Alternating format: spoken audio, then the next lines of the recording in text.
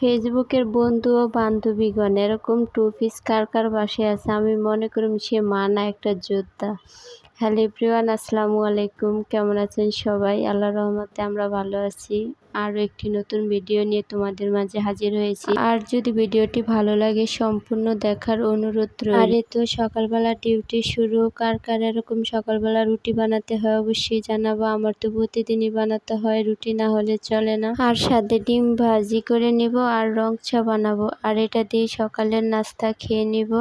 আর এই তো দুপুরে রান্নার আয়োজন শুরু। ভাত বসিয়ে দিছি, ভাতটা হয়ে গেছে। আর এখন পোয়া মাছ রান্না করব, আলু দিয়ে করলা ভাজি করব। আর এই মাছটা সুন্দর করে ভুনা করব।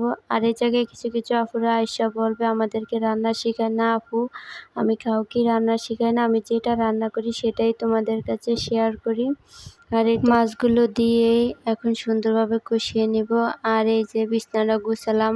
আর ওই যে বললাম যে কার কার বাসায় টু পিস আছে। আর এই টু পিসের মা শুধু মা না, একটা যোদ্ধা বললেই সারি। এক ভাইয়ের জন্য এক ভাইয়ের এত ভালোবাসা বলে বোঝানো যাবে না। আবার লেগে যায় মারামারি, এই নিয়ে অবস্থা বুঝছো। যে যার এরকম বাসায় টু পিস আছে শুধু তারাই জানবো যে এটার কি পরিণতি। আর এই তো তোমাদের সাথে কথা বলতে বলতে আমার রান্নাটাও অনেকটা আগে গেছে। আর এই তো মাছগুলো সুন্দরভাবে কষিয়ে নিলাম।